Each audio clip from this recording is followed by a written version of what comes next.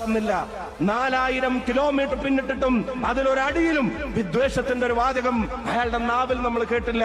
ദിവസങ്ങൾ നടന്നിട്ടും മാസങ്ങൾ നടന്നിട്ടും ഒരു ദിവസവും പോലും ഈ നാട്ടിലെ ജനങ്ങളെ തമ്മിലടിപ്പിക്കുന്ന ഒരു വാചകം അദ്ദേഹത്തിന്റെ നാവിൽ നിന്ന് ഈ രാജ്യം കേട്ടില്ല.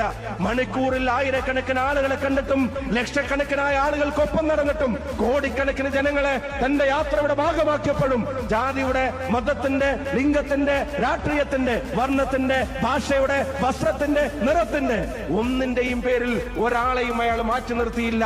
ഭാരത് ജോഡോ എന്ന് രാഹുൽ ഗാന്ധി പറഞ്ഞാൽ അത് ഭാരത് മാതാ കി ജയ് എന്ന് മോഡി വിളിക്കുന്നത് പോലെ ഇല്ലാത്തതല്ല. അത് ഈ നാടിന്റെ ഐക്യത്തെ കാക്കുന്നതാണ് എന്നുള്ള കാര്യം നമുക്കറിയാം. ഇന്ന് മണിപ്പൂരിന്റെ വെന്തു നീറുന്ന മണ്ണിൽ നിന്ന് ആ നാട്ടിലെ ജനങ്ങൾക്കിടയിൽ ഇവിടുത്തെ ഭരണകൂടം സ്പോൺസർ ചെയ്ത വിഭാഗീയതക്കെതിരായി ഒരു പോരാട്ടം നയിച്ചുകൊണ്ട് അദ്ദേഹം നടന്നു തുടങ്ങിയിരിക്കുന്നു. ഇന്ത്യയുടെ